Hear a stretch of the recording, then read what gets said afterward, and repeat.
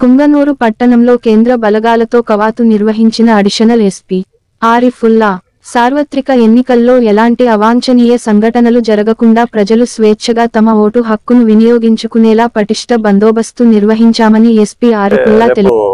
13వ తేదీ రాబోయే general elections పరంగా మన పుంగనూరు అసెంబ్లీ కాన్స్టిట్యున్సీ పరంగా ఏ మండల్స్ లో కూడాను ఎటువంటి దౌర్జన్యాలు ఎటువంటి అంటువాడి ఇన్సిడెంట్స్ జరగనీయకుండా ఈరోజు మన కాన్స్టిట్యున్సీలో CRPF central force plus Tamil Nadu నుంచి వచ్చిన హోంగార్డ్స్ తర్వాత సివిల్ పోలీసులతో ఈరోజు ఫ్లాగ్ మార్చ్ కోసము మన ఐపీఎస్ ఆఫీసర్స్ ట్రైనీస్ 3 ఆఫీసర్స్ వచ్చారనమాట హైదరాబాద్ నుంచి.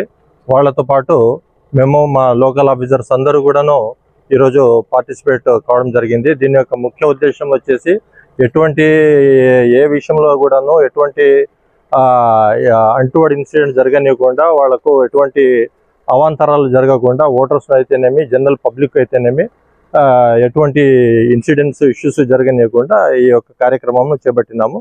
ఇందులో ఎటువంటి ఎవరు అతిక్రమించినా చట్ట విరుద్ధంగా వెళ్ళినా వాళ్ళపైన చాలా సీరియస్గా కేసెస్ రిజిస్టర్ చేసి చర్య తీసుకోవాల్సి వస్తుంది. Thank you.